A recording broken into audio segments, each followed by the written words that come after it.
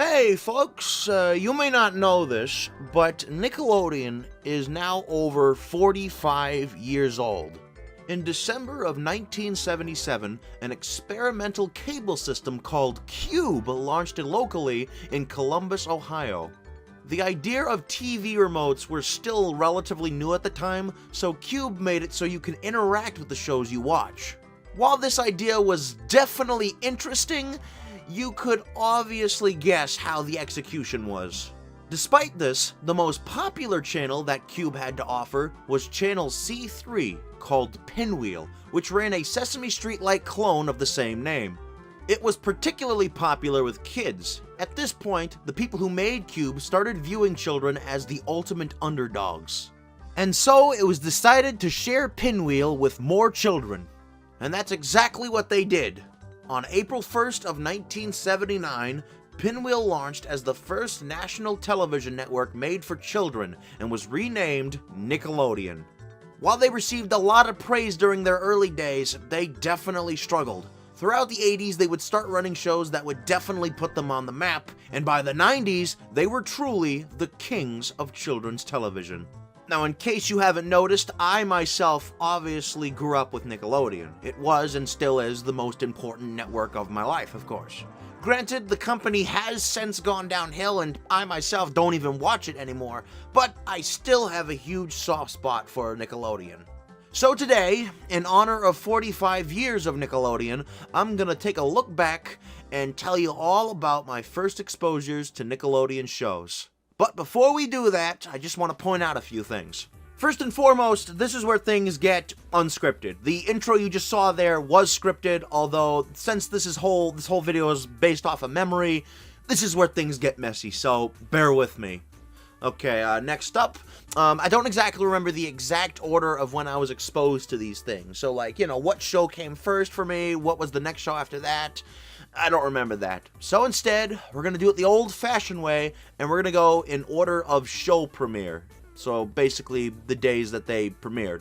So, yeah, and keep in mind that I am doing this off of some sources. I'm not sure how trustworthy they are, so keep in mind, this might not be accurate. Next, not every show will be featured. I am only human. I obviously do not have the time to watch and seek out every Nickelodeon show. Plus, some of these shows that I've been exposed to, I haven't necessarily watched, but I've known enough about them to the point where I'm like, yeah, I've been exposed to them. So don't expect every show, but there's a lot of shows here, like a lot of shows. So, if anything, you should be surprised to see some of these shows that are going to appear here. Next up, the show in question has to be 100% owned by Nickelodeon. Meaning no acquired programming, no syndication, none of that.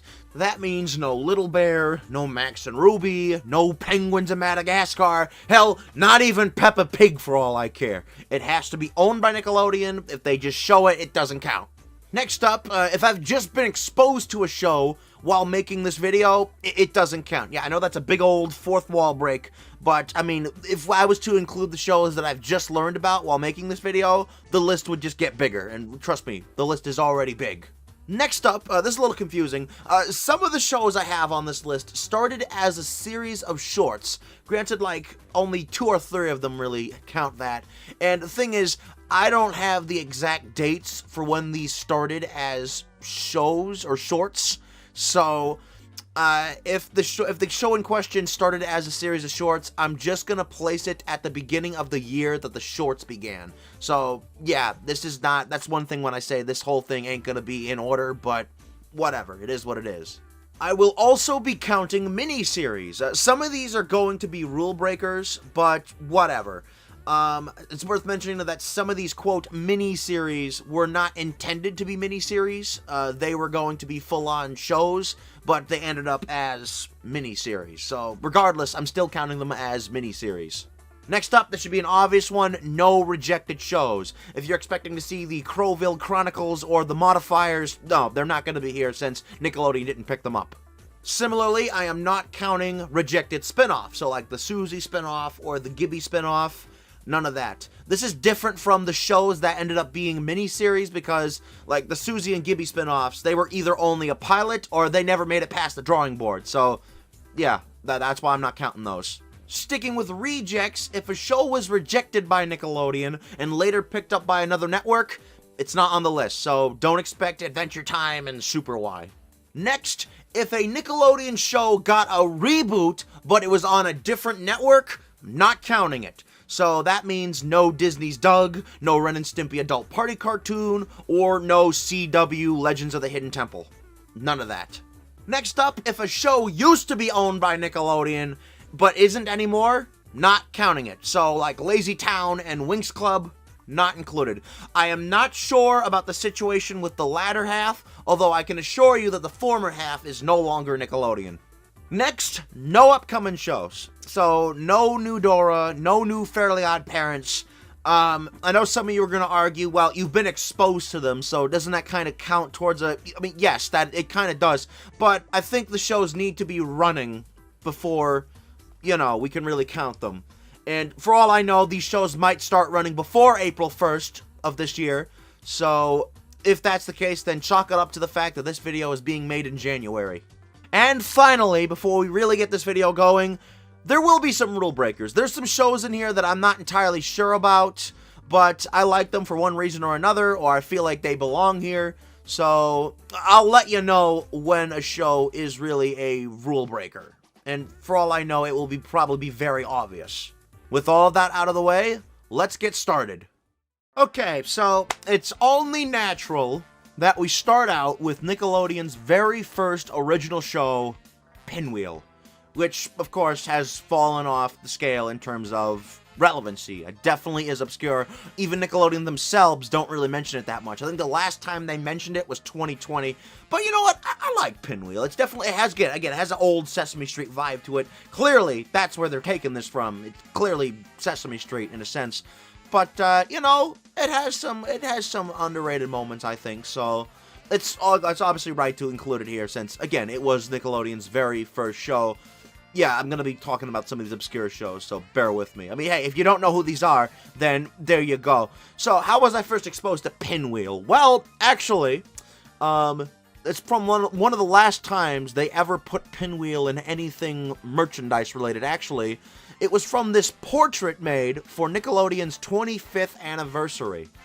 And if you see right there, near Tack, you can see Pinwheel, or Ebenezer T. Squint is actually the character's name on there.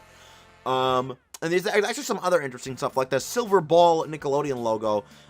Aside from those two, and I guess you can't do that on television, and maybe Double Dare, this thing doesn't really, capitalize on the obscure franchises. So, yeah. But other than that, it is surprising to see Pinwheel on here. Okay, we're already to the second one, and we have a rule breaker. Garfield. Yes, all of the old Garfield material, Nickelodeon does not own that. That's owned by 9 Story Media Group or other stuff. Don't know who owns the Garfield show. But, people have already accepted Garfield into Nickelodeon, so it's wrong not to include him. Come on. Plus, I love Garfield. Come on.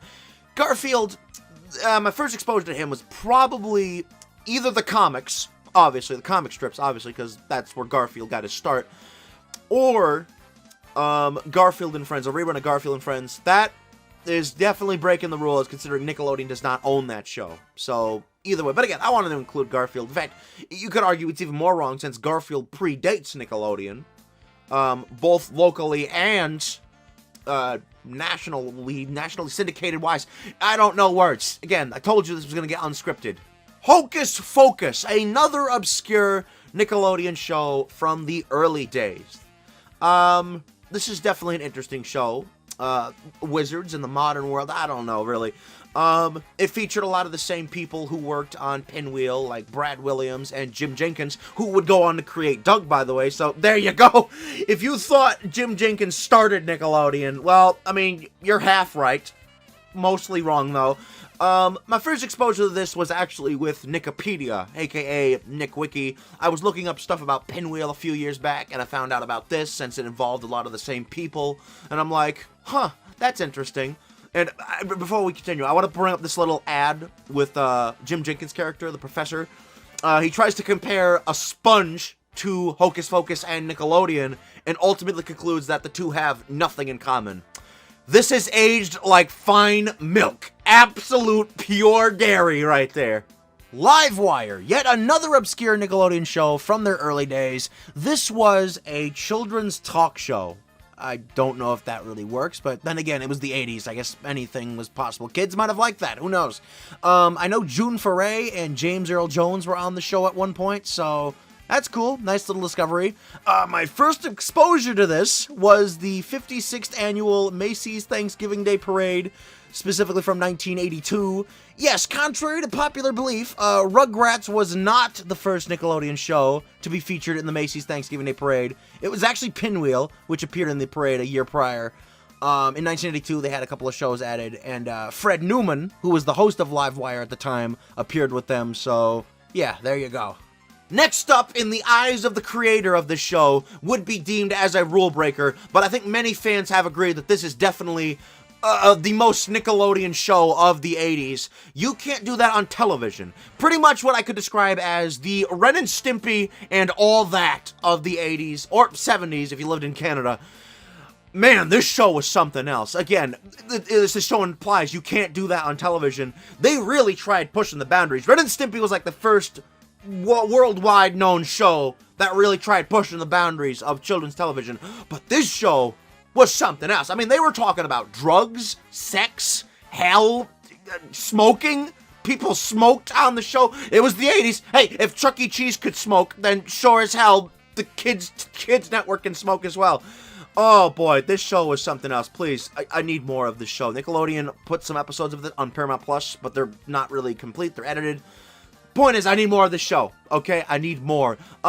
Similarly, like I mentioned with Pinwheel, the locker scenario from the show was on that portrait, the 25th anniversary portrait. That's where I was introduced to that, and honestly, this show, I think, needs more love, because, like, come on, I mean, you have Barth, you have, like, Slime. You have Slime. This was the first Nickelodeon show with Slime. If the creator wants to argue, no, Nickelodeon doesn't own this show, it's mine, well, come on, it has Slime, and we all know Slime is the most important thing that Nick has. Like, you know, they're a signature thing. Maybe not the most important thing, but they're most certainly their signature thing. And the original Slime was chunky. It was chunky, and honestly, that stuff does not look fun. Would not want that dumped on my head. Most certainly not. Okay, here's one that I'm fairly certain none of you were even thinking of. U.S. Acres. Now, yes, another rule breaker already. Now, a lot of you would argue, this is not Nickelodeon, get this out of here. But, you know what, truth be told, this did not cross my mind. But I just remembered, while making this video, so this is kind of breaking my own rules, but screw it. With Nickelodeon buying Paws Inc., they not only obtained the rights to Garfield, but they also obtained the rights to U.S. Acres. This is something that not a lot of people know about.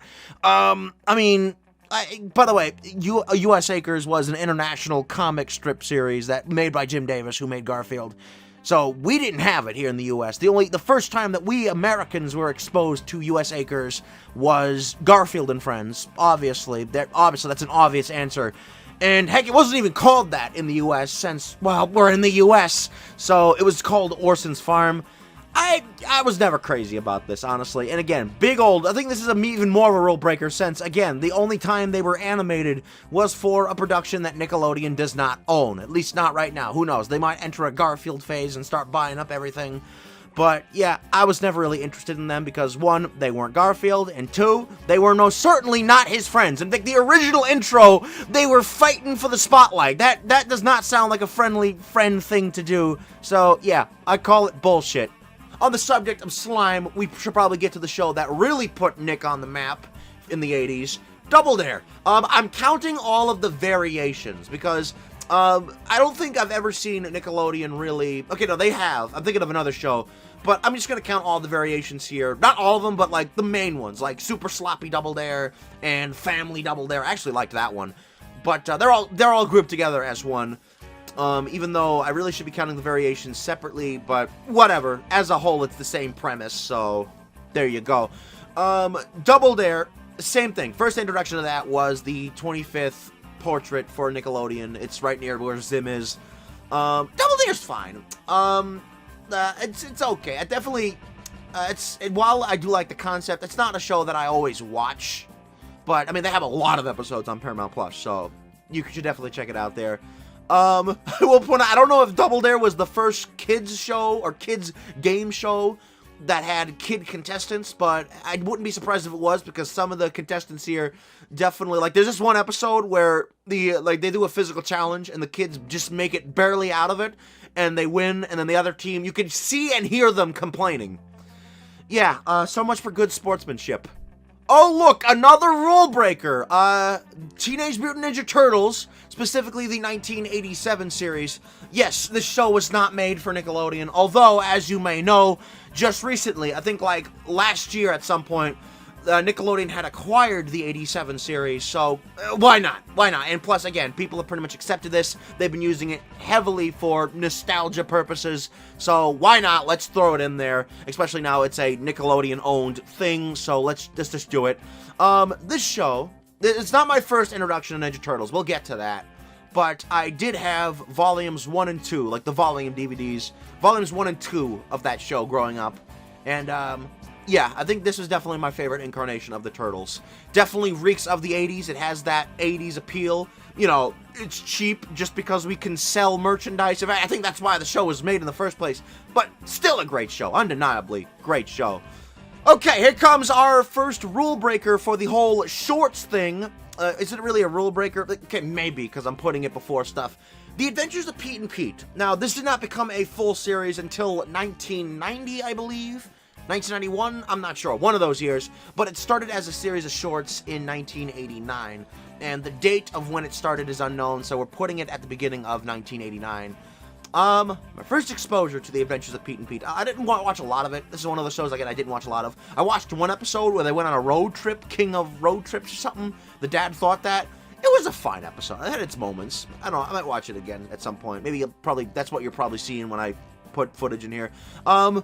Not what you expect. Again, first exposures can come out of anywhere. They could be as weird or random or as confusing as ever, and this is one of them. I found out about the Adventures of Pete and Pete when my YouTube days came in, and y'all remember 3D Movie Maker from Microsoft? They made a Nickelodeon version, and then people started modding the heck out of the original one, and they put the stuff in there, and mods started happening, and there's this one guy, I forgot his name, but he made this 3D Movie Maker series called Grand Theft Auto Nickelodeon Rebellion, and it's basically what it sounds like. It's GTA with Nickelodeon, and in the final part, you had Pete and Pete appear. Obviously, it wasn't, you know, exact models, because you had to work with what you got in these sort of things. So yeah, I didn't even know who these characters were. The compression, it has compression. The software has compression, so it's hard for me to tell. But that's definitely what they were. Dude, you gotta watch this, seriously. It's something else. Total Panic.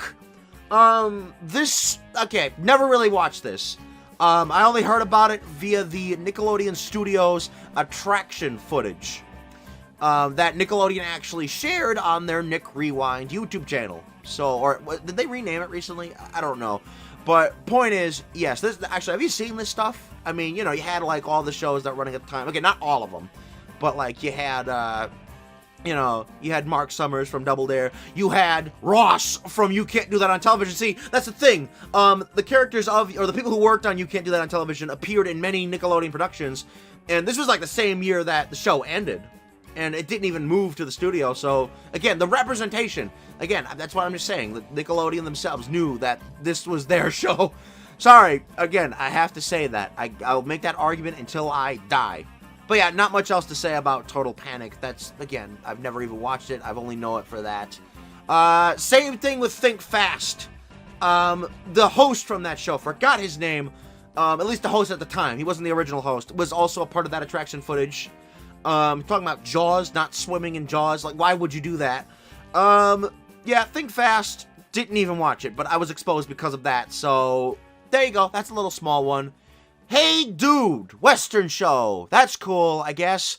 Yeah, don't know anything about this one either, but I was exposed to it thanks to the wonders of the internet. And also, the 90s or all that is when I also saw it. If you don't know what that is, that's pretty much the first incarnation of Nick Rewind. So, yeah, your first late-night 90s block on Team Nick. It was the stuff, let's just say that. Eureka's Castle, another obscure show that I'm sure nobody remembers. This was made a year after Nick Jr. was established, and while it's not the first Nickelodeon show to be deemed as a Nick Jr. show, that ended up going to Pinwheel. Eureka's Castle was the first Nick Jr. show to be created after the block was established. So, in a sense, you could argue it's the first Nick Jr. show, but, who knows? In fact, Pinwheel actually stopped being syndicated after 1990 because of the show, so, there you go. Once again, YouTuber, I was introduced to this show. This show I was introduced via YouTuber. You know what I'm saying? Chadtronic. You know about Chadtronic? Very weird guy. He made a reaction video for the very obscure 80s series Peppermint Park. And at one point, he was like, is this like a bootleg Eureka's Castle? That was the first time I heard about that show. I did not know what that show was before that point. So, there you go. Clarissa explains it all. Barely watched this show. If you couldn't tell, it is not in my demographic. It is not. My first exposure to this was the 90s or all that. So, there you go. There's that again. Salute your shorts! Dear God, what was this? Camping show? Awful Waffle? Well, yeah, that. I don't know about this one either, if you couldn't tell. I'm trying. God damn it, I can't know everything. The Nick Box. Who remembers the Nick Box? That was my first exposure to Salute Your Shorts. There was a summer-themed box, and there was a lot of Salute Your Shorts stuff in there. They actually had underwear with Salute Your Shorts all over it. That was hilarious. Or the camp that was in the show. I forgot the name of the camp, okay? Makes you want to barf, whatever. I don't remember, okay? In the eyes of many, this would not be deemed as a rule breaker, but for me, I can't help but feel it is Doug. Many people associate Nick as, like, you know, Doug's core identity, and Nickelodeon does still own the rights to the original series, so why not? What was my first exposure to Doug? Well, I regret to inform you that it was with the Disney's Doug. Disney's Doug. I see, I told you, not everyone was born lucky, okay? Jesus Christ. So, for the uninformed, in 1986, Doug became property of Disney because they bought out Jumbo Pictures, the company that made Doug, to be one of their private animation studios. Nickelodeon did not secure the rights to Doug because they had a policy back in the day where if an animated show did not reach a certain amount of episodes before cancellation, the creator of the show would receive the rights again. They would lose the rights, pretty much. The Nickelodeon would. So, yeah, Doug is pretty much the only show that has fallen victim to this, which is pretty sad. If we're not counting Disney's Doug, because my first exposure to that was a chapter book. I think it was Itchy Situation or something was the name? I don't remember. If we're counting, not that, but Nickelodeon's Doug, it'd be digital download. I think they had these, like, digital download Nick Rewind thingies. It was called Nick Rewind at the time. I was a little confused because I was first familiar with the Disney Doug. Didn't watch it, but I was familiar with Doug via that book. And I was like, why is Doug with Nickelodeon? I didn't know at the time, okay? Now I know. Please, cut me some slack. Rugrats! Of course, we cannot have a Nickelodeon video without Rugrats. Rugrats, if you did not know, is one of my all-time favorite animated shows. Of course, I grew up with it. It's a very important part of my childhood. For all I know, it might have been the first Nickelodeon show I might have been exposed to, but as for Rugrats, I've always loved this show. It's a very important show to me. My first exposure to it was probably a bit risky, but if I remember correctly, I think my first exposure to this was the VHS tape, Make Room for Dill. I know Dill is a very, you know, controversial character. I don't mind Dill. I think he's not as bad in the show than he was in the movie, but I can see why people still hate him. If I did not grow up with this tape, because I watched it relentlessly, if I did not grow up with this tape, I probably would be on the same level as everyone else in terms of Dill. But I grew up with this tape, so that's probably what did it to me. I love Rugrats. I don't care what anyone says. That is a true classic. Ren and Stimpy. At the time that I'm recording this, I am still safe to call this a Nickelodeon show. As you know, Ren and Stimpy has had some rough history in the past, thanks to their controversial creator, whose name shall not be mentioned. They moved to Spike TV at one point with the infamous adult party cartoon, as I've said, and at that point, they were not Nickelodeon for a few years. Heck, it seems likely that they're entering another era of not being Nickelodeon because of the Comedy Central Ren and Stimpy coming out. I will say it does look like it's going to be better because it looks like it's trying to be like Ren and Stimpy, so I have hopes for that.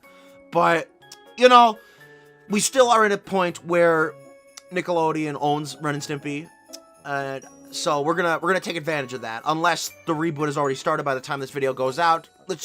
They've been with Nickelodeon a lot longer than Doug. We're giving them that. My first exposure to Ren and Stimpy, thankfully, was not with any of the Spike TV stuff. It was actually with the Nicktoons network. I saw the rocking Nicktoons moment with Happy Happy Joy Joy. Yeah, I was like, what the hell is this shit I'm watching? So, yeah, that was my first exposure. Nick Arcade. I love Nick Arcade, honestly. I mean, the words Nick Arcade to me, I associate with Nick.com, since that's what I grew up with, of course. But Nick Arcade as the game show, I think still is a great time. It's a game show about video games. I can't hate that. My first exposure to the show, I believe, was the Nick Games plus Sports All-Star Collection DVD that was released by Amazon's Burn On Demand series of DVDs. Cheap in terms of presentation, but I mean, they gave you the things. DVDs nowadays are so cheap, let's just say that. But point is, I still thought it was a great whatchamacallit. I still thought it was a great game show. I've been watching it a lot on Paramount Plus. In my opinion, it's very underrated. Are you afraid of the dark? Specifically, the first version, obviously. There are some shows that got reboots. This is one of them. We're counting the reboots, by the way, so there you go. I don't remember my first exposure.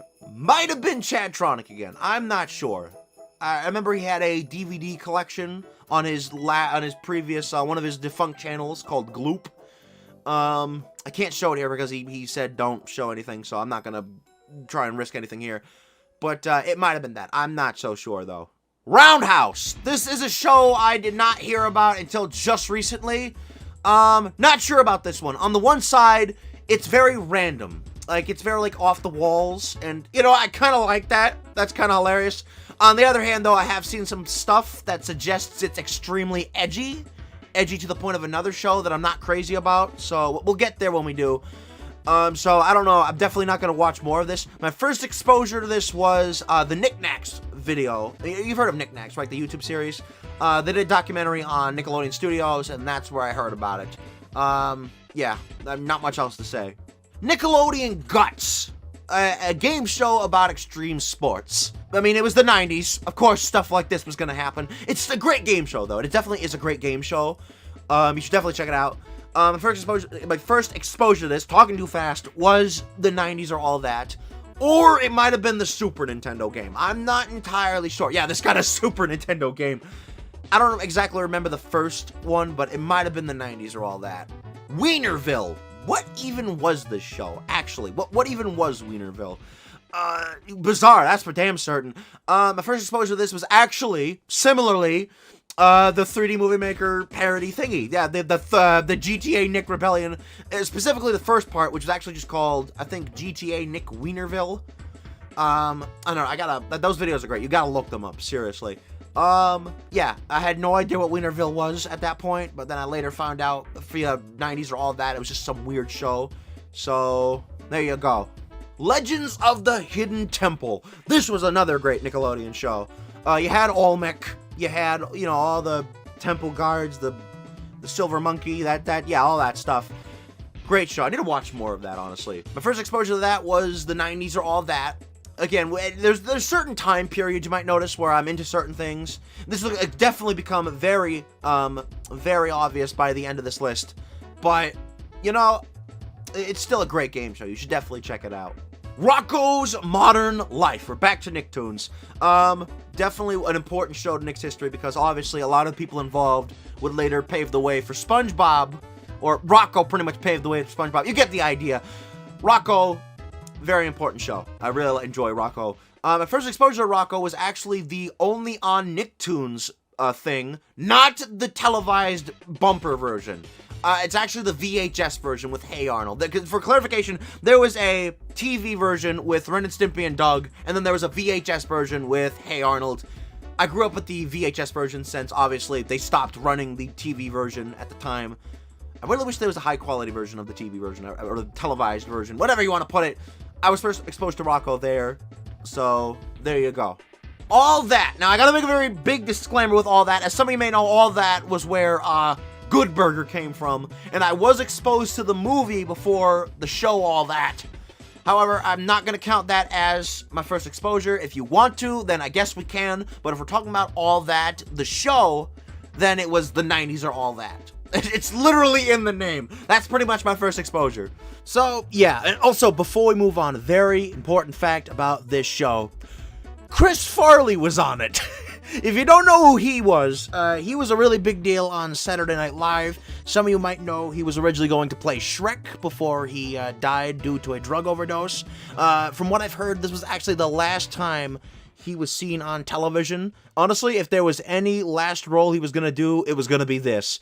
He appeared on a segment that the show usually does, Cooking with Randy.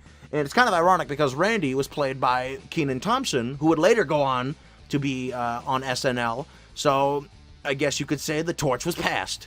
The Secret World of Alex Mack. Am I saying that name right? I'm not sure. Very interesting show. A girl gets doused in toxic waste, and now she has superpowers. It's pretty much the Danny Phantom of the 90s. Come on. Okay, no, minus the ghost stuff, more stuff. Okay, forget what I just said there. How was I first exposed to this?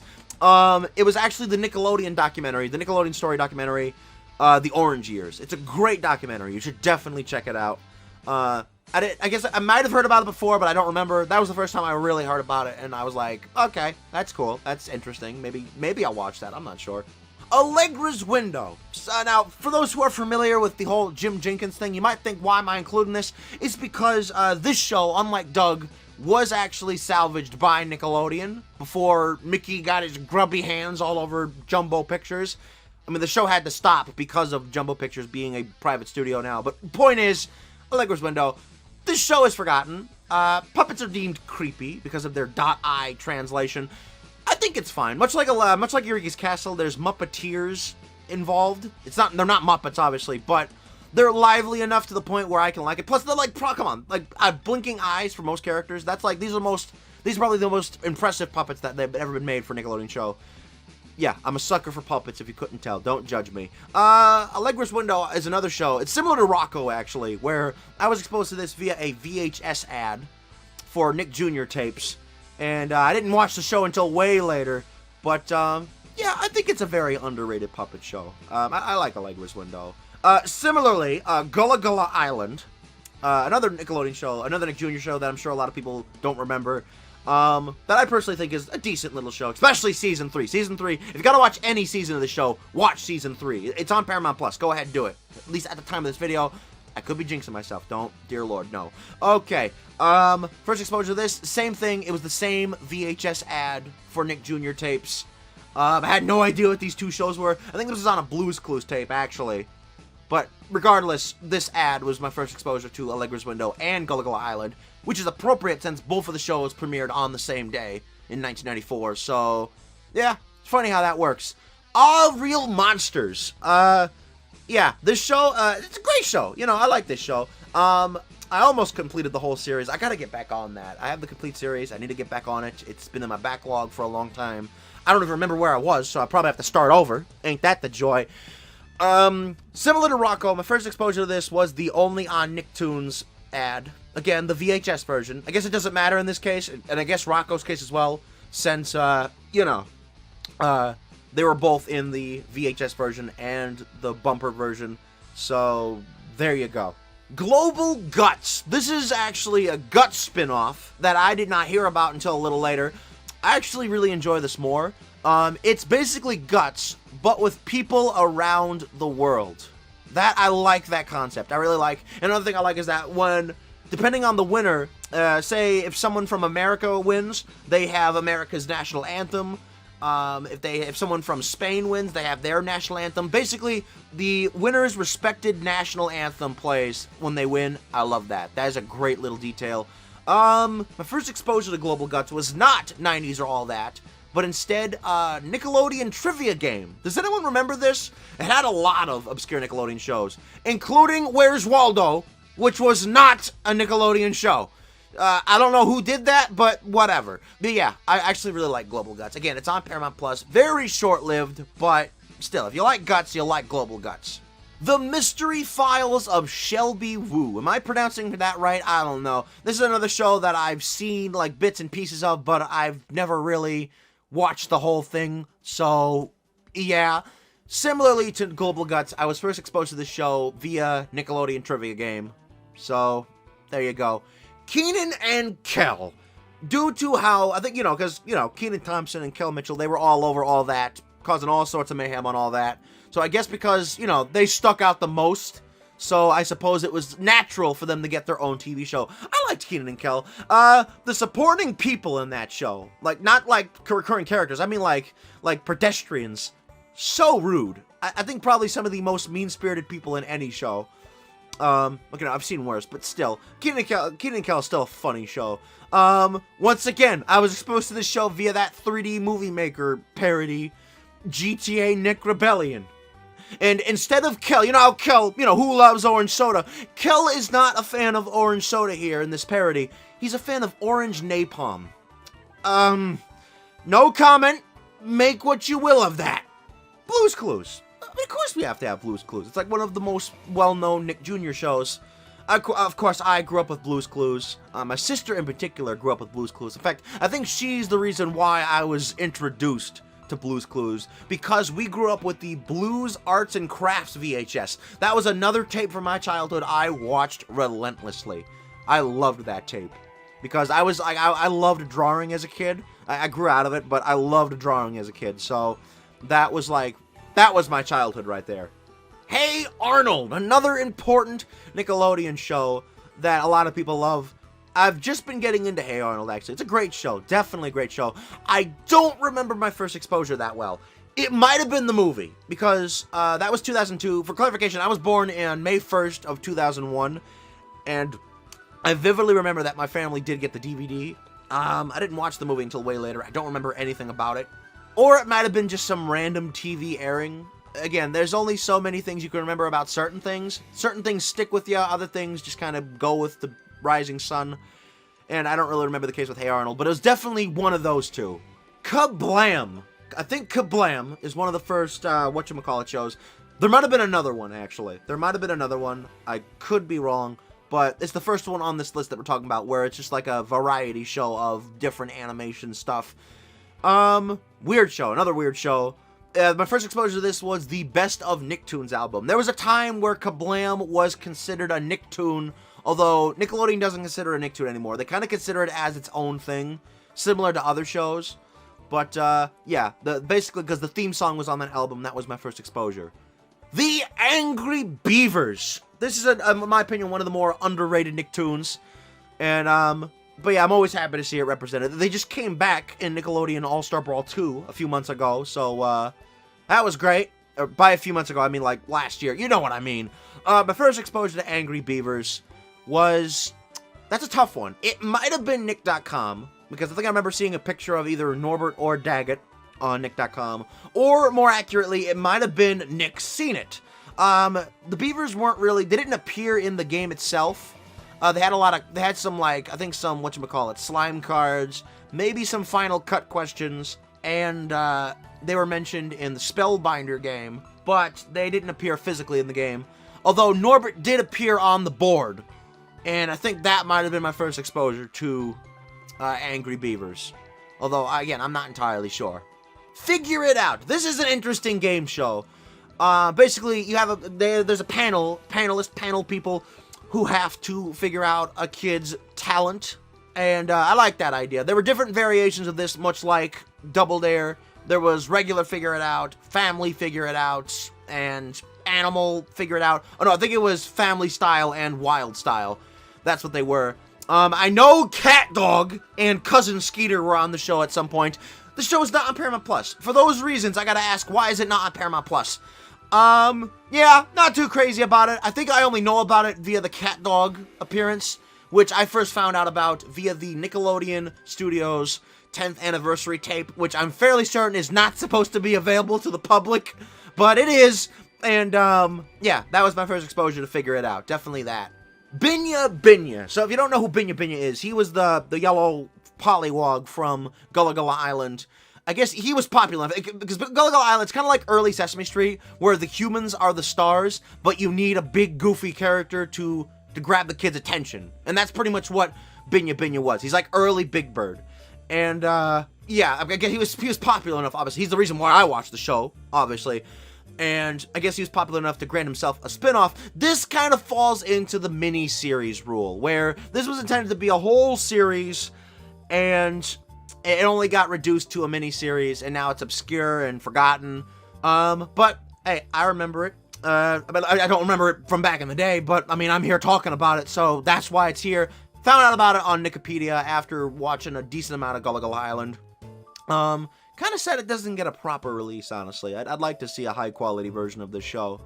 I think it didn't happen because I think Jim Krupa, who was the main puppet builder for these characters, I think his relationship with Nickelodeon was turning sour at the time. I could be wrong on that. Don't quote me, but that's what I remember hearing. I could be wrong. Cat Dog. Cat Dog is definitely a weird show. Definitely taking vibes from Ren and Stimpy and Rocco. Nickelodeon was trying to avoid those shows at the time. Angry Beavers was like having a lot of restrictions. They thought Cat Dog would be their next big show, their next Rugrats. That didn't really happen. It was a hit, but it wasn't like a, outrageous success. So, but yeah, Cat Dog does have a massive fan base. I myself am not crazy about it, but I will not deny its importance to people. So, there you go. My first exposure to Cat Dog was actually with the Rugrats movie video release, because they had the Winslow's Home Videos short from, I think, season 2 of the show on there.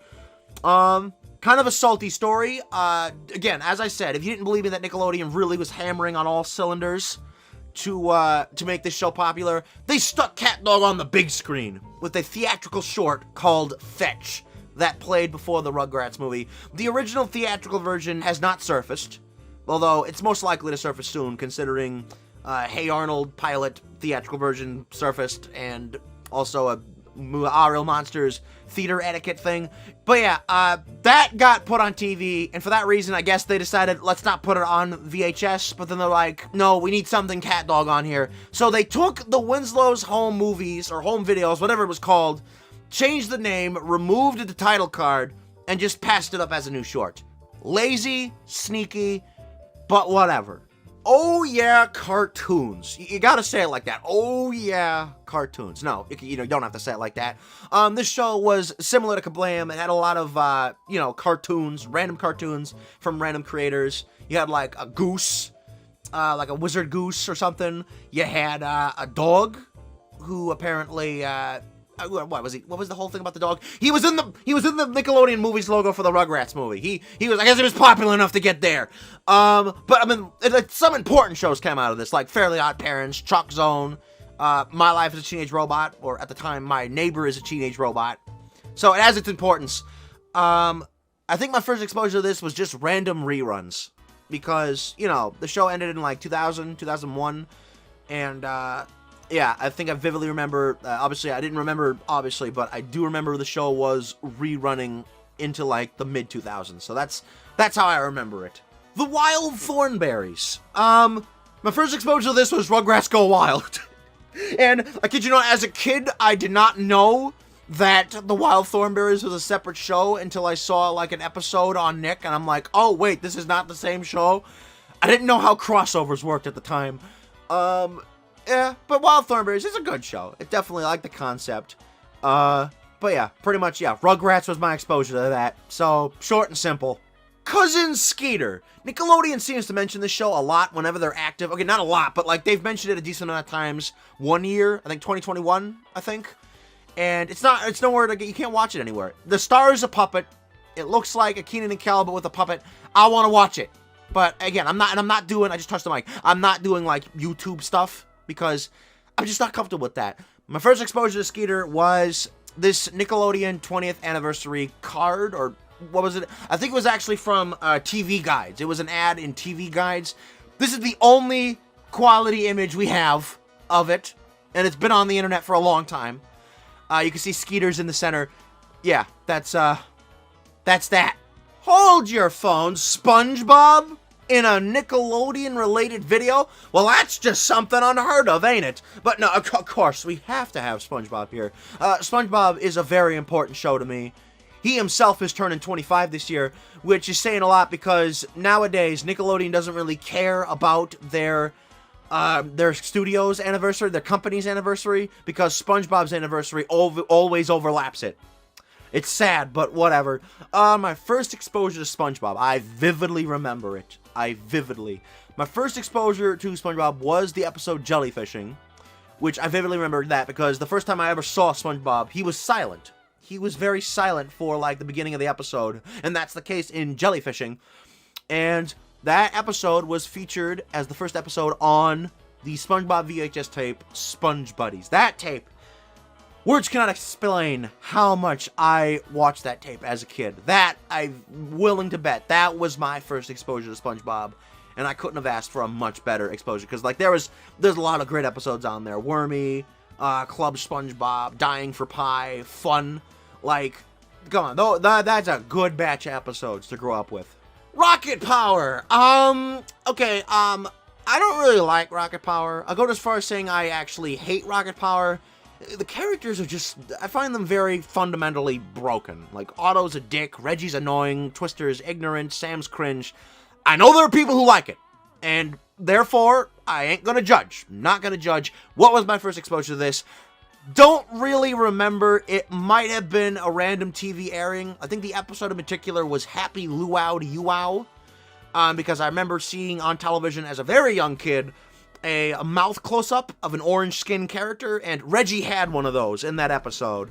Although it might have been the opening cinematic for the Rocket Power game Beach Bandits, because that was included as a bonus in the PS2 version of Rugrats Royal Ransom, which I did grow up with, so I'm not sure which one was the first one, although it might have been the latter. I'm heavily leaning towards it being the latter.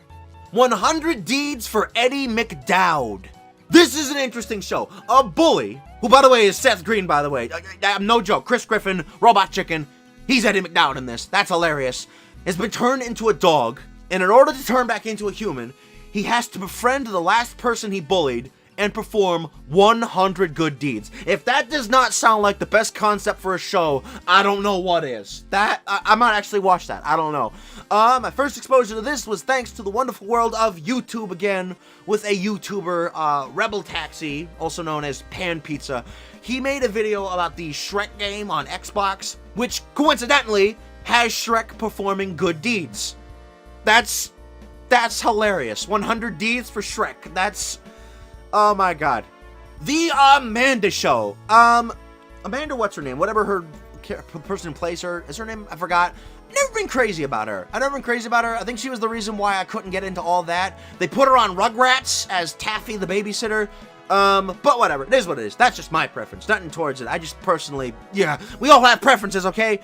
Same thing with Are You Afraid of the Dark? My first exposure to that, I think this time, I'm fairly certain, was Chatronic's former YouTube channel, Gloop, with his DVD collection video. I'm sure there's somebody out there who's broken the rules and has re-uploaded it, so you could just search it up that way. I'm not going to show it here just because I want to stay safe. Code Red, dangerous rule breaker, but since it's the last official Nickelodeon show of the 90s, why the hell not Little Bill? I know, the whole Bill Cosby thing. We're gonna keep it simple. This actually started out as a series of books, I believe, based on the youth of Bill Cosby. And Nickelodeon acquired the rights to the franchise and made the show. They have not mentioned it in a long time, for obvious reasons. But whatever. Again, last 90s Nickelodeon show. Let's just do it.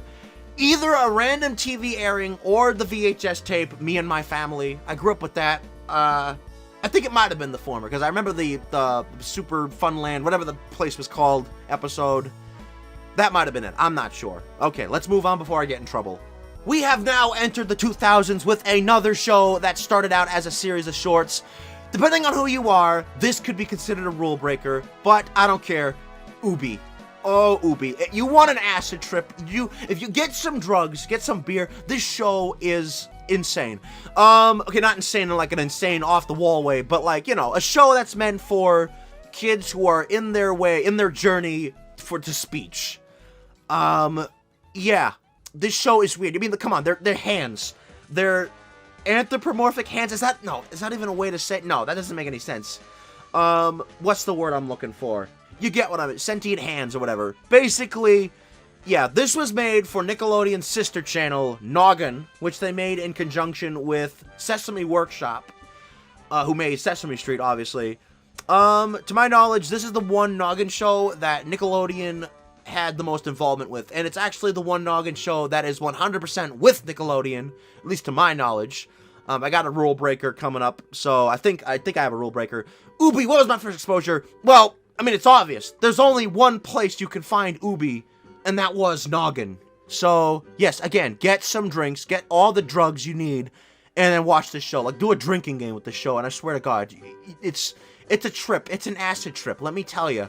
Again, I'm putting it at the beginning of the 2000s because it started as a series of shorts in the year 2000 before becoming a series in 2003.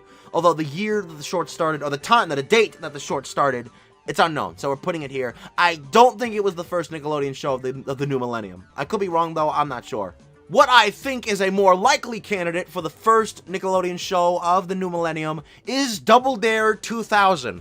In an attempt to kind of resurrect the dying Nickelodeon studios at Universal Studios Florida, they decided to reboot Double Dare in a brand new 2000 style. Counting this separate because it just looks very different, and it's a reboot in a sense because Double Dare had ended years before.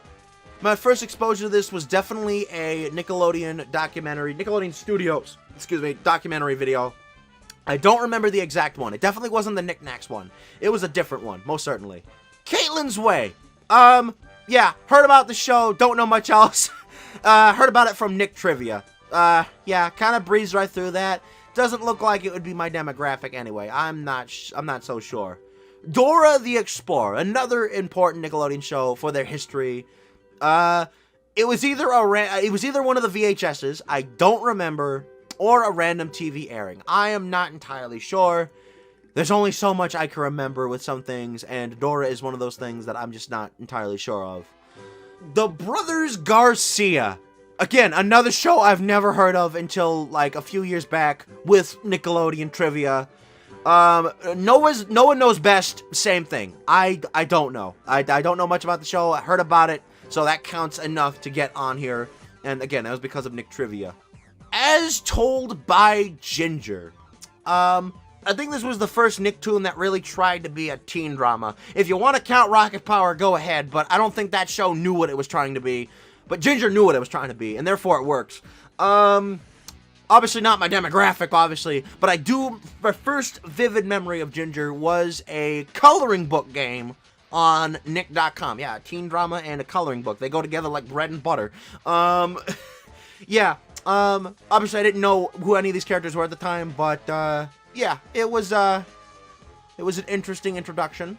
The Fairly Odd Parents. Now, for any of my international viewers, I gotta point out, I know that, Fairly Odd Parents has a bunch of international distribution mumbo-jumbo, but I want to clarify that it is a Nickelodeon-owned show, because it's an American show, so Nickelodeon does own it. It's just that they can't put anything out internationally with it, or else they're gonna get in trouble. It's a long story. I'm not gonna get into it here.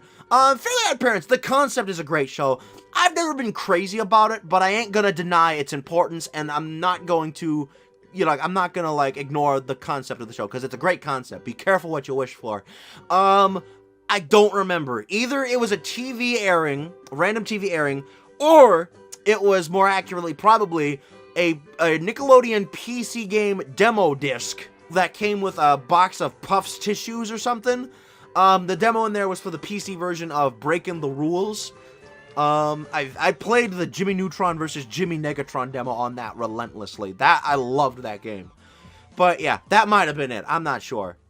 Invader Zim. If there's any Nick show that definitely, a cult following Nick show that was the first one to really be heard, this was it. Because I love Invader Zim. That's definitely a great show right there. Gurr, best Nickelodeon character ever. You can't prove me wrong. No, you can't. Tricky though. Either it was the Nicktoons Network when they decided to air the final episodes of Zim's unfairly canceled second season, may I add, Or it might have been Nicktoons Freeze Frame Frenzy, because Zim was the main villain in that game. I don't know. It might have been one of those. I can't tell. It was really close together. I don't remember. Oswald. I liked Oswald. Very chill show. Unfortunately, this is actually the first original Nickelodeon animated show to only last for a season. It's not the first show to last for a single season, but it's the first animated show that Nickelodeon has that. Really sad. I guess I can kind of see why. Most of the show revolves on people walking to their locations. No jump cuts. Jump cuts do not exist in this show. But I still like this show, honestly. Don't remember. It might have been a random TV airing for Oswald. Because I think that's what it was. Action League Now. This is obviously a spin-off of the Action League Now sections of All Kablam, because that's where it originated from. Nickelodeon considered this as a Nicktoon at one point, even though it's stop motion. I mean, stop motion is a form of animation, so whatever. I first was introduced to Action League Now in Not Just Cartoons bumper. You remember that, you know. That was my first exposure to that. Chalk Zone. Definitely random TV airings, because I vividly remember every time I saw this show on Nickelodeon, it was the characters singing. It was always the musical numbers. Yeah, therefore, I never really paid attention to it as a kid, and even watching it now, I'm just like, I like the concept, but I don't know, it doesn't really click with me. But, again, it's great concept still. Jimmy Neutron. Some of you could argue it's a cheat to put Jimmy in the 2002 section, and not the 2001, because he started as a movie. But that was not what was originally intended. He was meant to start as a show, but then the movie happened. And honestly, that's a good thing, because the pilot animation, I mean, you know, it reeks of the 90s. But yes, The Adventures of Jimmy Neutron was truly where it was at. And actually, my first exposure to Jimmy Neutron, I actually do remember this. And I don't know how I remember this, but I do. It was the Burger King toys from, I think, September of 2002. I remember vividly, my sister got one, and it was Cindy, because it was a buildable rocket toy. And I'm surprised that I remember that, because I was only 1 at the time. And I guess there are certain things that you remember from a very young age, because most of the time you forget everything, but there are little things that you remember. Game Farm. Now, Game Farm is another video game related show. This one in particular was made for Nickelodeon's other sister channel of theirs, Nickelodeon Games and Sports for Kids, commonly known as Nick Gas. This channel, they reran a lot of their old game shows. I think they also reran Rocket Power and Kenan and Kel. Okay, Rocket Power I can understand, but I don't see what Kenan and Kel has to do with games and sports. Game Farm, sorry. Thinking of Game Farm. What was my first exposure to this? It was YouTube, because I didn't have Nick Gas growing up. And the specific thing I saw from Game Farm on YouTube was this weird, stupid game with Mario and Luigi racing for Peach. Like, what is this? Stupid, this is easily the stupidest thing I've ever seen. And for this reason, when is Game Farm gonna be on Paramount Plus? I need this whole series now. It is weird, and I need more of it as soon as possible. I'm putting this at the beginning of 2003 because I could not find a specific premiere date. So, yeah. Here comes another rule breaker, Teenage Mutant Ninja Turtles 2003. As you know, this show was not made for Nickelodeon. This was made for kids. I see what I just realized that. Wow. I was never really crazy about the show. I guess it was more serious. It was trying to be closer to the original Mirage Studio comics. I get that. That's understandable. But yeah, my first exposure to this was either the action figures, because my sister was hooked on the show, or the Battle Nexus video game. Is that how you say it? I'm not even sure. It was one of those. The only reason why I decided to include the 2003 Turtles is because Nickelodeon does own, like, I think 1/3% of the rights to the show. I'm not sure. It's on Paramount Plus with their name on it, so there you go. All Grown Up. Now, I am not going to count the Rugrats 10th Anniversary Special All Grown Up as my first exposure, since, well, I mean, that's what the idea of the Rugrats being teenagers was originally meant for, but then they made it its own show. I'm not crazy about All Grown Up. I think the idea of turning a fantasy show into a teen drama is a little but again, it still is a functioning teen drama, so I ain't gonna I ain't gonna complain. It definitely works, but yeah, I definitely prefer All Grown Up more.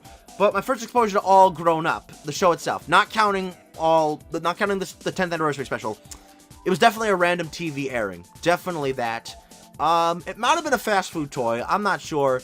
I don't remember, but it was definitely one of those. My Life as a Teenage Robot. Similarly, random TV airing. I don't exactly remember my first exposure, so I'm just going to chalk it up to it being a random TV airing. This is when my Nickelodeon viewing time was coming in, when I was fully developed and TV became my main focus. So, yeah, pretty much everything's going to be random airing on Nickelodeon or Nicktoons Network or whatever. Drake and Josh, same thing. Again, I never really paid much attention to live action shows at the time. I watched a fair bit of Drake and Josh. So, I have that, but like, you know. Whoopi's Littleberg. Now, here's a very obscure show. Much like Binya Binya, this was meant to be a whole series, but it got reduced to a mini-series. Only 4 episodes aired. But, yeah, you know Whoopi Goldberg, obviously. She, in this show, she had her own town filled with, like, puppet characters and, children driving buses, child labor, whatever. But, yeah, I don't remember seeing this on Nickelodeon, obviously because, again, only 4 episodes. So, I think it was definitely Nickepedia. Danny Phantom. I don't remember with this one, actually. It might have been either a random TV airing, because my sister was really obsessed with this show when it was going on, or it might have been Nicktoons Unite. That one might be more accurate. That actually might have been it. But I'm not sure. I'm leaning towards my first exposure to Danny Phantom being Nicktoons Unite. Blues Room. This is actually interesting. Similarly to All Grown Up, Blues Room was introduced in Blue's Clues, specifically with the episode The Legend of the Blue Puppy.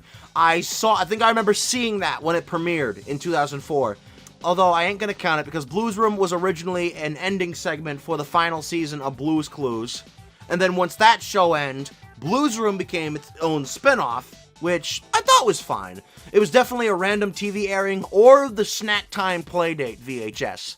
I loved that episode. It's the only one that's not on Paramount Plus, unless they removed others and I haven't noticed. I don't know. The first season was fine. I think the second season was when the show really picked up. And wouldn't you know it, that was the last one it got. So, yeah. Ain't that a joy. Curious Buddies. Now, okay, this is a little weird. Another obscure show. This was I think the main core of it was that it was a direct-to-video series for the Nick Jr. Babies brand thing. Obviously, this was a baby show. Even more of a baby show than Ubi was, where literally it was like, it's hard to explain, but basically, yeah. I mean, I've counted like, you know, Garfield and US Acres as franchises since Nickelodeon owns the franchises. So why not? Stranger things have happened in this video. So let's just throw Curious Buddies in there. My first exposure to this was either seeing one of the segments from the show randomly placed during a commercial break on Nick Jr. or Noggin, because they did that. I vividly remember the ball one. Or it might have been the intro, which was included in the previously mentioned Snack Time Playdate VHS for Blues Room. I don't exactly remember which one was the first, but it was either one of those. Ned's Declassified School Survival Guide. This is a show I completely forgot about. I think my sister might have liked this one. I'm not sure. I watched a decent amount of it, although it wasn't like, you know, it wasn't a go-to show. Definitely a random TV airing on Nick. I think, was Cosmo and Wanda on that show at one point? I don't remember. I heard about that, but I haven't been too sure about that. But whatever. Unfabulous. I think it speaks that I'm not the demographic here. The only reason why I know about this is, again, Nick's seen it. I grew up with that game, so that's the only way I know about that show. The Backyardigans. Now, that's definitely... This show actually has a very interesting history with Nick. It was rejected many times, as early as 1998. And, yeah, I think it took until 2004 or whatever to finally find its footing about, you know, imagination in the backyard. I like it. I like it.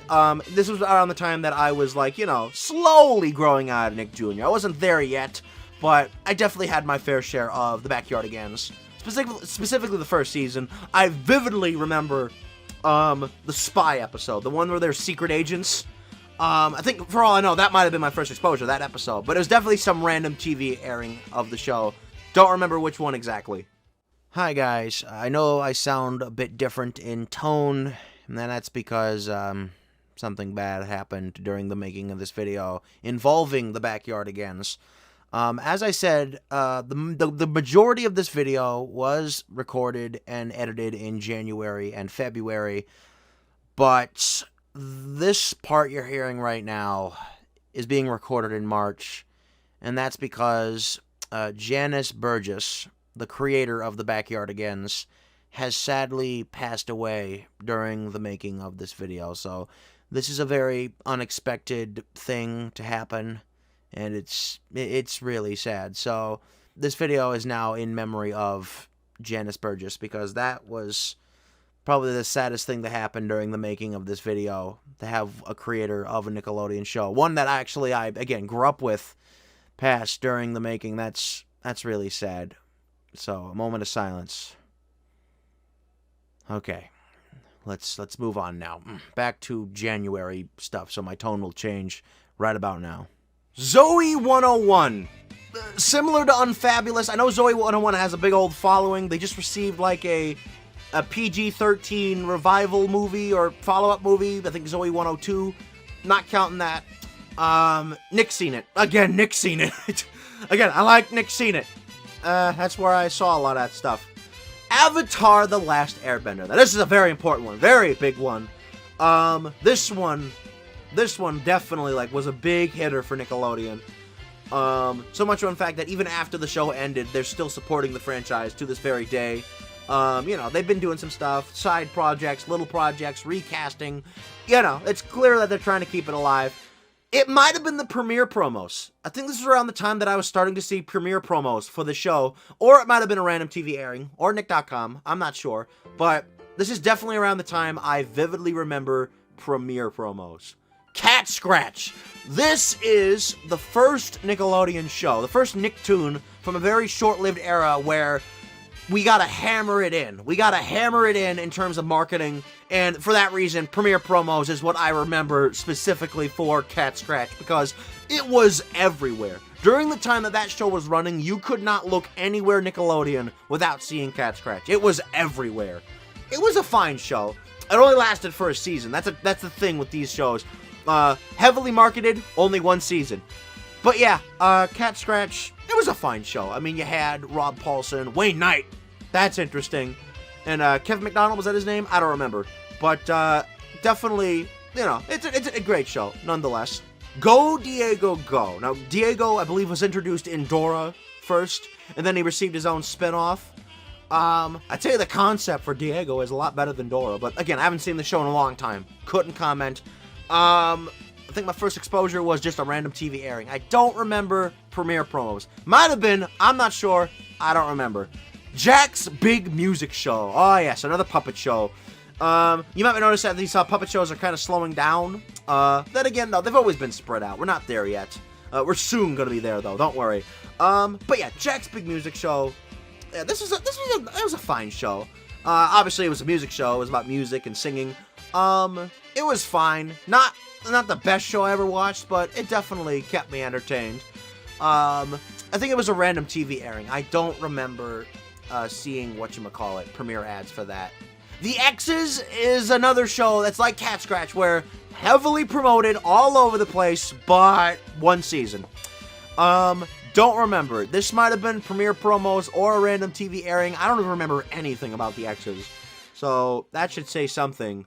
Mr. Meaty! Does anybody even remember the show? This show was mad shit insane. Holy crap. I mean, like, basically, this is like Ren and Stimpy as a puppet show. And, I mean, yes, there were Ren and Stimpy puppets in, like, this rejected commercial. They almost look like they belong on Mr. Meaty. I mean, it's a fast food puppet show. This show was nuts. It was absolutely nuts. If you've not seen this show, you need to watch it. I recommend the episode, what was it called? The one where Parker gets kidnapped by vegetarians who end up being cannibals. And then, obviously, Mooch Master P, where Parker becomes a moocher, and he ends up getting a tapeworm in the process. Again, that's how weird that show was. I'd probably say either premiere promos or random TV airings. This is kind of into the shorts category, where it started as a series of shorts in 2005, but then became a series in 2006. I don't think the shorts were Nickelodeon. I don't think so. So that's why I'm not really putting this at the beginning of 2005. This one is in 2006. Wonder Pets, created by Little Airplane Productions, the same company that made Ubi. This was definitely a lot of fun. I liked this show. I vividly remember this one started as a single short, just a short, not a series of shorts to my knowledge. That's why we're not counting this as a shorts thing. I liked the Wonder Pets. Ming Ming was always my favorite. She was always my favorite. Premiere promos. Definitely premiere promos. I vividly remember the one where they're going through all the other Nick Jr. shows. I vividly remember that. That was definitely my first exposure. I vividly remember seeing the premiere promos, sorry, for this show. Rule breaker, I believe. This could probably be the biggest rule breaker of them all. The Upside Down Show. Another noggin show. Nickelodeon and Sesame Workshop worked on this. Sesame Workshop were the main producers of this, so I think it's their show.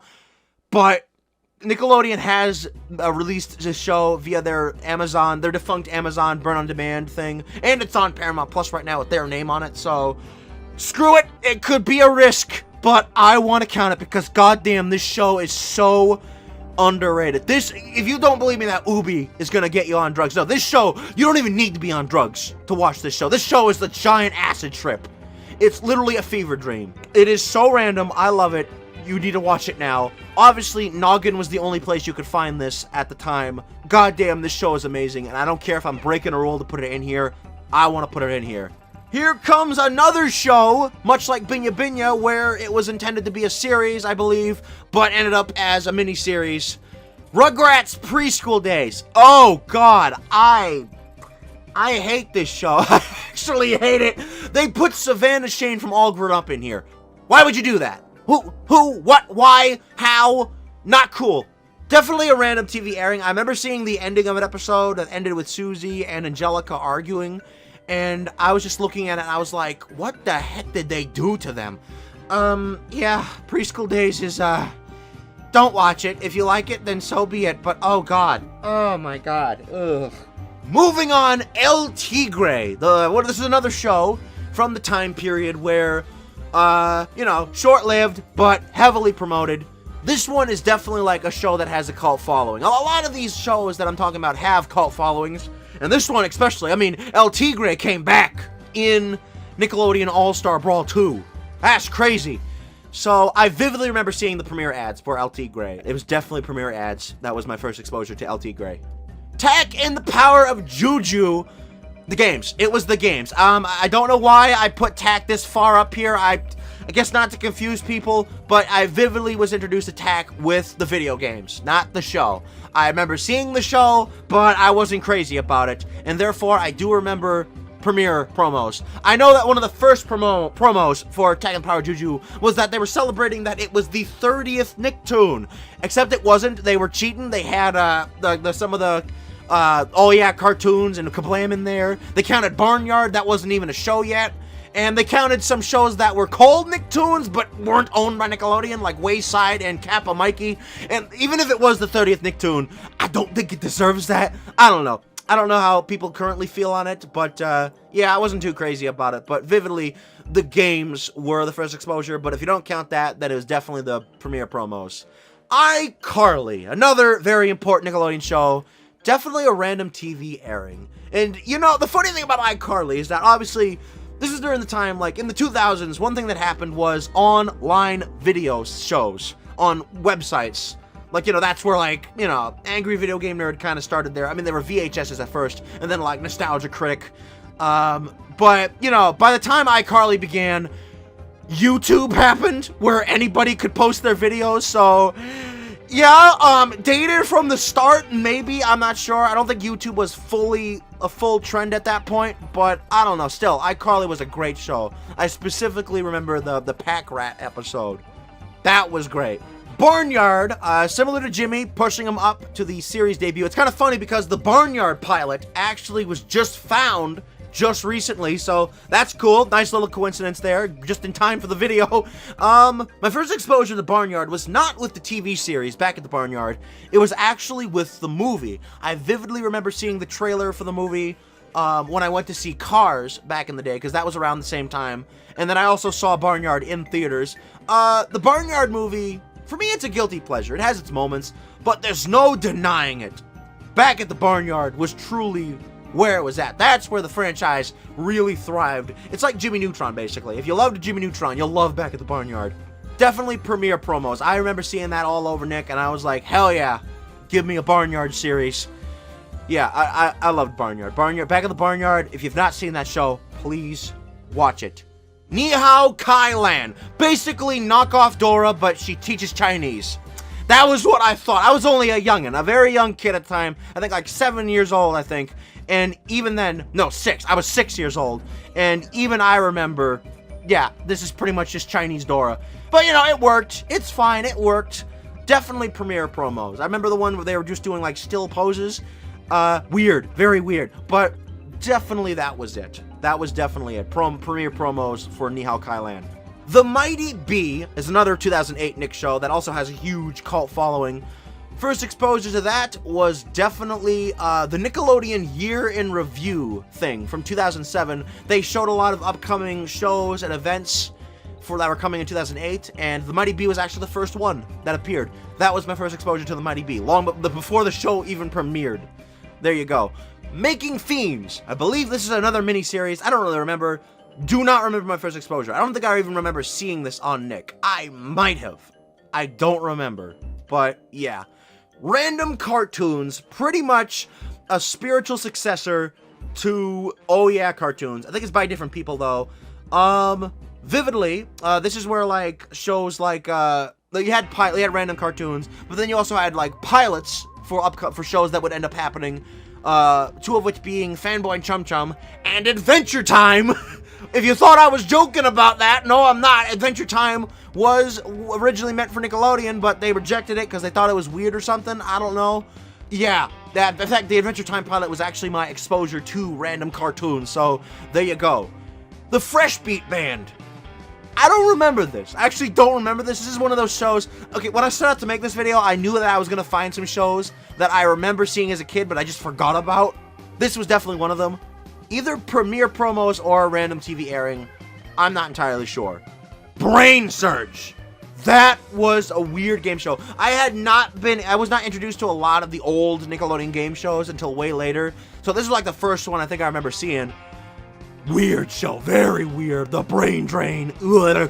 Yeah, basically, I remember vividly premiere promos definitely for this show. Brain Surge was such a trip. Oh my god. Fanboy and Chum Chum, once deemed as a bad Nickelodeon show, but has since gained a huge cult following. And I'm glad because now I can say that I personally liked Fanboy and Chum Chum when it was going on. I grew out of it eventually, but definitely like, you know, that was during the time where kids shows just got really stupid. And at the time, that's like, ugh, God, not good. But now it's like an acid trip nowadays, and that's why people like it. Fanboy Chum Chum, vividly remember the premiere promos. I think I even saw the premiere of the show. And yeah, definitely an insane show. That was definitely a crazy one. Big Time Rush. Don't remember. I know Patchy was on it. Saw a decent amount of reruns, but I don't remember if it was premiere promos or random TV airings. It might have been premiere promos, but I'm leaning towards it being random TV airings. Team Umi Zumi. I don't know. I really don't know, actually. Might have been premiere promos. I'm not sure. Or if that, I'm not sure. I guess I just don't know. There you go. I don't know. Victorious. I don't remember seeing premiere promos for this. It definitely was probably TV airings. Can't remember sure. I can't remember exactly, but it was probably that. Planet Sheen. I definitely remember it was premiere promos. And I think he even attended the premiere of the show. Yeah, that was another show that was like, you know, that definitely has gained a cult following. Crazy show. Very crazy show. Tough Puppy. Butch Hartman's third Nickelodeon show. I shouldn't have even mentioned that because it's like other things. yeah, I remember this one specifically. It was premiere promos as well, because I remember it was Jerry Trainer talking about how, yeah, he was on iCarly, but now he's on this show as Dudley Puppy. Yeah, that vividly, that was it. That was definitely it. Bubble Guppies. Yeah, are we trying to challenge SpongeBob here as the only sea creature show, mermaids? I mean, Mr. Grouper was pig, so I gotta respect that. Keep those cards and letters coming. It was Nick.com. I think it was definitely Nick.com that I was exposed to Bubble Guppies. Did not really watch a lot of it, because this is when I was growing. This is obviously when I was getting old for Nick Jr., and I only watched it if there was nothing else on TV, just for shits and giggles. I don't remember, but it was definitely Nick.com. The Legend of Korra. I wasn't into Avatar because I just wasn't into serious shows like that. So obviously I didn't watch Legend of Korra. Either it was premiere promos or the internet. I don't remember exactly, but it was definitely one of those. This is when the internet became a very, I was starting to get, fascinated with the internet. Figure It Out 2012. Yeah, Figure It Out got rebooted in 2012. I almost forgot to include this one, but a friend of mine thankfully reminded me. So, yes. In fact, now that I think about it, I think that friend might have been the exposure to this show, honestly. Or Paramount Plus. I remember I tried looking up the original Figure It Out on Paramount Plus, and I was presented with this. At the time of this video, the reboot is no longer on Paramount Plus. Unless they've, this is, as I said at the beginning of this video is being filmed in January. Anything could happen. But yeah, it was either Paramount Plus or my friend. Robot and Monster. Who remembers Robot and Monster? This show was like, Matt should say, pretty much like the Ren and Stimpy of the 2010s. I love Robot and Monster. This show is so underrated. It just left Paramount Plus not too long ago, which is a crime. It's a giant sin. I love this show so much. It needs more recognition. Oh boy. Definitely a random TV airing. I don't remember seeing promos. I wish I did. This show was nuts. I love this show. Teenage Mutant Ninja Turtles 2012. Man, this was a good series. This was a great Ninja Turtle series. When I first saw it, it was definitely a random TV airing. I think it was the first episode. I thought it was like another situation like Penguins Madagascar or Rabbids Invasion, where it was just like, it's not their show, but they can air it, that sort of thing. Yeah, apparently I did not hear that Nickelodeon bought the Turtles in 2009, and that became, that's when I found out, because I found that out like when Nickelodeon was celebrating like the 25th anniversary of Nick Animation, because they were including the Ninja Turtles along with the other Nicktoons, so I did not know that they were actually Nickelodeon characters now until that point. But yeah, 2012 Turtles, definitely random TV airings. So yeah. Marvin! Okay, when I said that there was gonna be a show that I completely forgot about, this is the big hitter. I completely forgot about this show. It did not look good. It was premiere promos. I did not watch it. It did not look interesting. From what I remember, it was a show, the guy who played Fred, the guy who made Fred, the online guy, high-pitched guy, yeah, he was an alien who resembled a human, and he lived with a human family. It's Alf, if Alf was a human. Moving on. Sanjay and Craig. This is another show that kind of bombed when it happened, but now it's gained a huge cult following. I remember seeing the premiere promos and some random TV airings. Don't remember liking it or not. I'm not sure. Don't remember. But, yeah, I do remember that it was premiere promos. Sam and Cat. Yeah, it was that this plus that equals Sam and Cat promo. You remember that? That was it. That was my exposure to that. Nice and simple. Breadwinners. I vividly remember this being the premiere promos because I was on vacation when I saw it. Yeah, it was weird. Nothing else to say there. Henry Danger. The internet. This is when the internet comes into the picture. I remember hearing about this one just somewhere on the internet, and I remember hearing it was bad. I don't know. I could be wrong. I could be misjudged. I could just be like, that could be like that might not even aged well, but I never watched it, so I can't comment. But it was definitely the internet I was introduced to. Same thing could be said for Harvey Beaks. If I'm right, that was made by the same people who made Chowder. I remember watching Chowder. Chowder was fine. But I don't remember watching Harvey Beaks. Yeah, this is when I pretty much grew out of Nickelodeon for a time, or at least watching the new stuff. So get ready, folks. Most of these exposures are gonna get pretty boring. Pig, Goat, Banana, Cricket. What name show? Okay, internet, same thing, the internet. Honestly, that sounds like something you could find on the internet. But yeah, I never watched it, so I can't comment. The Loud House.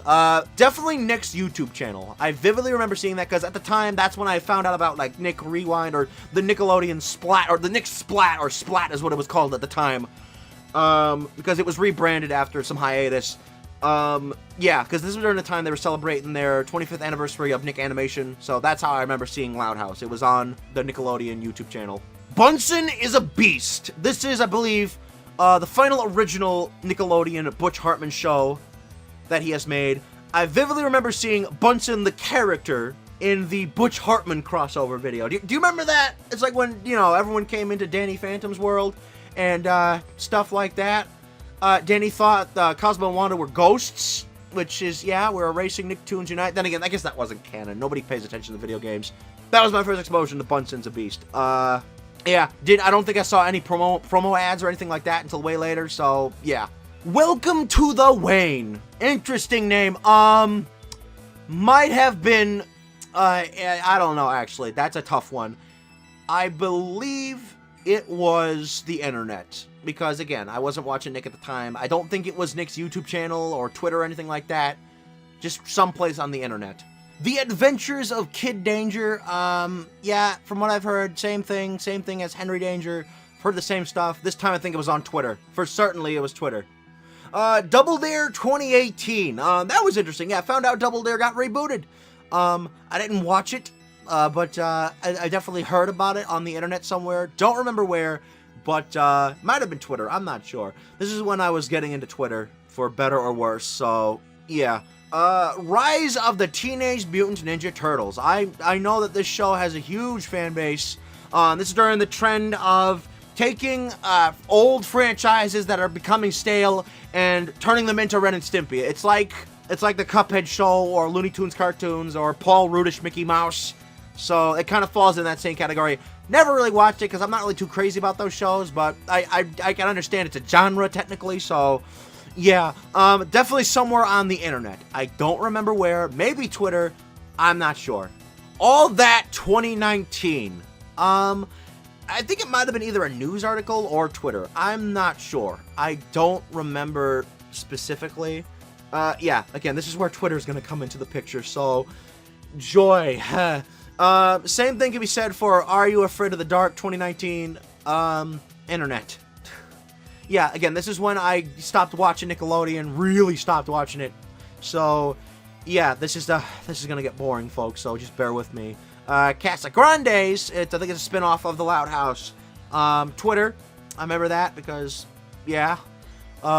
Blue's Clues and You, this one's actually a bit interesting. So, when Blue's Clues and You was announced, they set up auditions for, you know, to be the new host.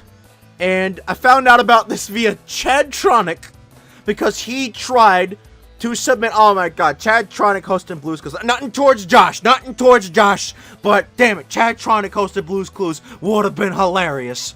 But regardless, Blue's Clues and You is fine. It's definitely like there's a lot of like remake episodes. It's trying to be a revival slash reboot slash remake. I don't know how that works. I don't think you can combine those things, but it's still Blue's Clues at its core, so I ain't gonna argue about that. So it's definitely a fine series. It's Pony! Really, I didn't notice. I think it was the internet, definitely. Might have been Nick's Twitter. I'm not so sure. I'm really not sure. I could be wrong on that. Glitch Tech. This is kind of a rule breaker because this is on, I think this is a Netflix series, but Nickelodeon made it. I'm not sure. I've heard it was from the same people who made Fanboy and Chum Chum. I'm not sure how true that is. I think that was how I heard about it. Some, like, news article thingy or, like, some news source on YouTube. Don't remember which one it was. So, yeah. Time for another rule breaker. Oh, this is probably... No, if Upside Down Show was not the biggest rule breaker, these next two most certainly will be giant rule breakers. Nickelodeon started with a puppet show, so it's only natural that they turn their most popular creation into a puppet show. And that's what they did with SpongeBob as Told By. Now, yes, this started as a YouTube series, but ended after 3 episodes. I know it because they immediately canceled it and deleted everything after the 3rd episode was uploaded. But then eventually it was re-uploaded, or it was later released via digitally and on Paramount Plus, where it's still viewable today. I advise you to watch it. These puppets are amazing. And my first exposure to this was Twitter with a behind-the-scenes shot of SpongeBob and Squidward. These puppets are amazing. I love it. I love it so much. And the only problems I have with SpongeBob as told by, and I guess it's kind of the reason why they might have canceled it or deleted it and just moved it to Paramount Plus. The main thing is that you have the voice actors like Tom Kenny or, you know, all of them discussing or retelling the stories of classic episodes of SpongeBob. And of course, they're doing this off the dome. So, and considering they've worked on the show for so long, they're bound to forget, which exactly happened. I remember, like, they were doing pizza delivery, and, you know, they said something right, but then Tom Kenny was like, no, that's not right, even though it was right. Yeah, I feel like that was a bad look, but, you know, that is expectable, obviously. But Nickelodeon probably didn't like that, so, I don't know, that's my theory. Plus, not all characters were puppets. Some of them were cardboard, whatchamacallit, like Mr. Krabs was like the biggest offender, honestly. If Plankton could be a puppet, but not Mr. Krabs, what the heck is wrong with that? So, there definitely were some problems, but SpongeBob Pineapple Playhouse fixed a lot of those issues. Rather than having the voice actors retell the stories of these episodes, they just have the puppets lip-sync to the episodes. They're not full, they are edited, although that's probably because these are also shown via commercial breaks as well. Not so sure. I was first exposed to these in particular via the SpongeBob YouTube channel, because that's how, you know, that's what As Told by SpongeBob, As Told by Puppets started. Basically, I'm sorry, I'm counting these, they're not even technically shows, but I mean, one of them is on Paramount Plus, so that's enough for me to say, screw it, watch these now, please, go watch them. Stop watching this video. I will allow you to stop watching this video. You need to watch these shows. These are fantastic. I love these puppets. Fantastic. Great puppets, by the way. Unleashed. It's a pet show. It's a pet show. What more do you want from me? It's a pet show. Ironically, I did not even hear about this show until way later. Because this happened in, like, what, 2020 or 2021? I didn't hear about it until, like, 2023. And it was via a channel on YouTube or, like, a TikTok or whatever. Tatum Talks.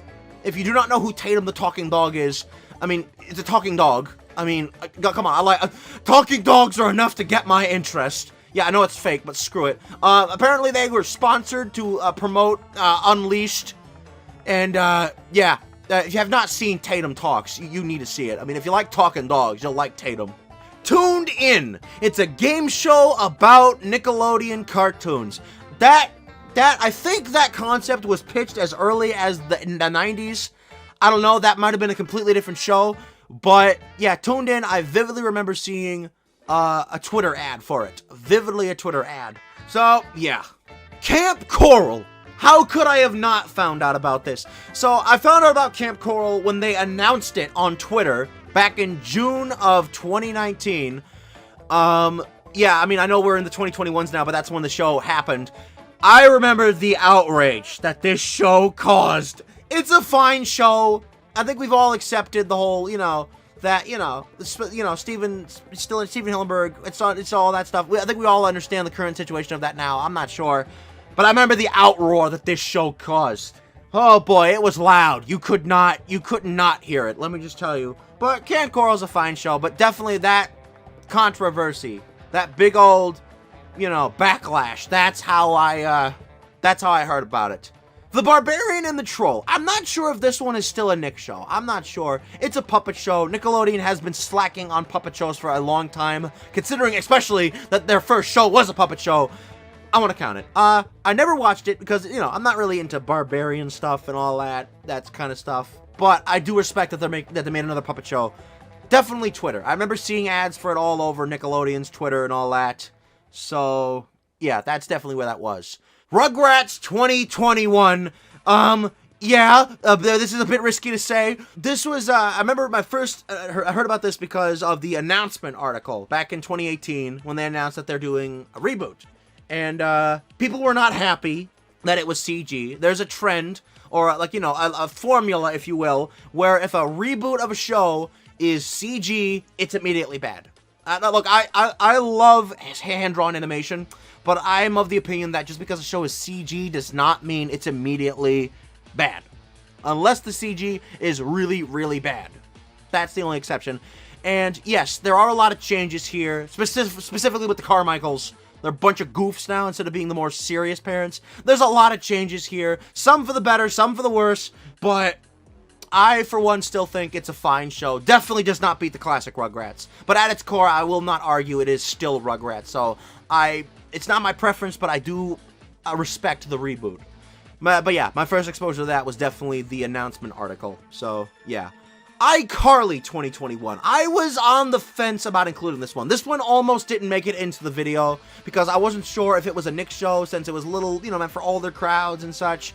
But it has Nickelodeon Productions on it at the end of its credits, so I'm just like, screw it. First heard about that one, either Twitter or an article somewhere. Not sure where, but there you go. The Patrick Star Show. Yeah, let's give Patrick his own show. That makes sense.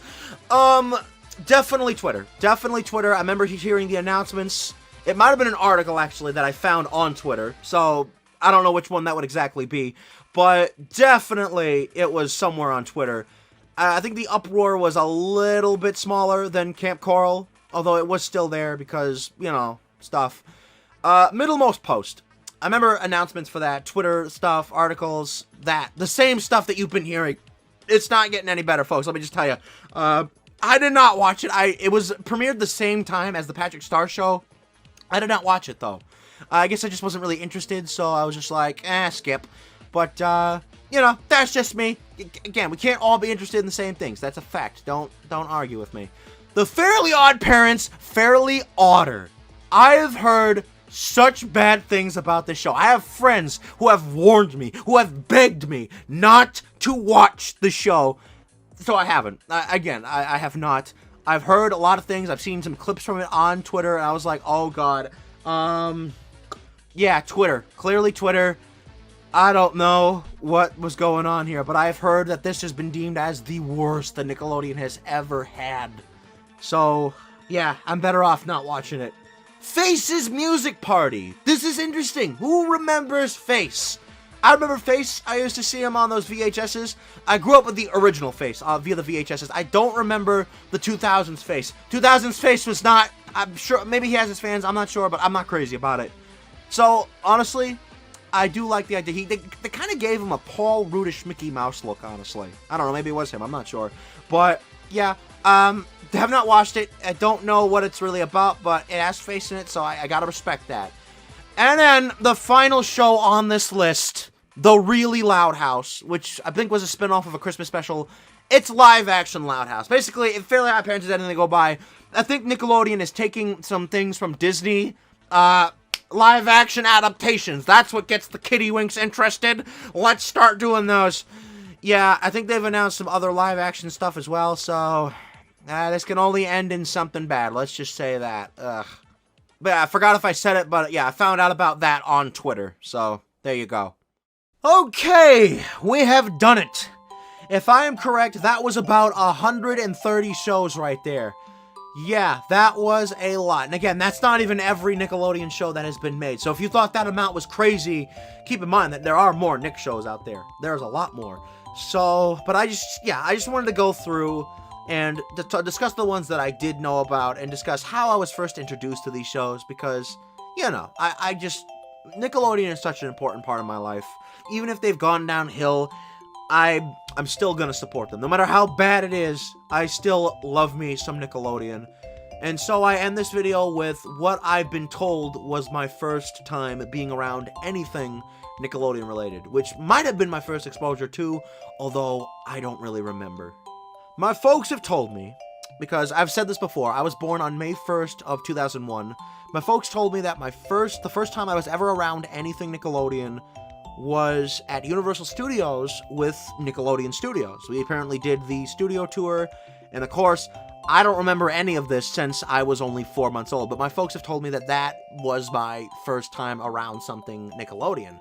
Although, I do remember something very vivid that actually just came up a few days ago when I was recording this. I remember seeing a Rugrats shirt. It's actually, have you seen the Sweet States Rugrats shirts that were made for the 10th anniversary, like the double-sided ones with the teenage versions and the baby versions? Well, I remember they made just a single-sided version with the Rugrat versions of the characters, and they started selling those in stores at some point. I vividly remember seeing that in a store, and the store in question was like very dimly lit and was kind of like had a lot of colors all over it.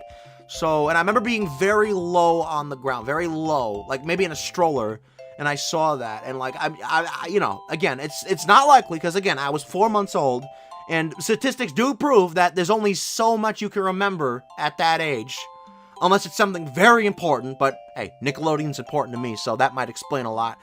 But again, I don't know. This might have been from a few years later, and I'd already been introduced to Rugrats. I'm not sure. But I have that memory, and I don't exactly remember if it was from that day, but who knows. Oh, and by the way, a fact about me, when I was on vacation at 4 months old in Florida, 9/11 happened. So, yeah, that was, I don't remember anything about that, so yeah, I don't know. Maybe it was a later time that store situation happened. But the point is, yeah, I was in Florida when 9/11 happened. So I know this is unrelated, kind of a sudden turn, but I had to put it in a video somewhere because that's just a fact about me. I don't remember it, but that's just what I've been told. And thus, this concludes my lengthy video on all of my exposures to Nickelodeon's shows. I really hope you enjoyed. I'm sure this probably got repetitive with some entries, although, again, like, you know, when you grew up, like, watching Nickelodeon, clearly, you're gonna get introduced to Nickelodeon shows on Nickelodeon. You know, but some of these other shows, there were interesting things, especially the older shows that I wasn't introduced to until way later. Yeah, that's what I wanted to share. I wanted to share that with y'all, and I really hope you enjoyed. And as a friendly reminder, this was made for 45 years of Nickelodeon, because obviously they weren't going to do it themselves, so I had to come along and do it because, again, Nickelodeon is my life. So, I really hope you enjoyed this video, and I'll be seeing y'all soon.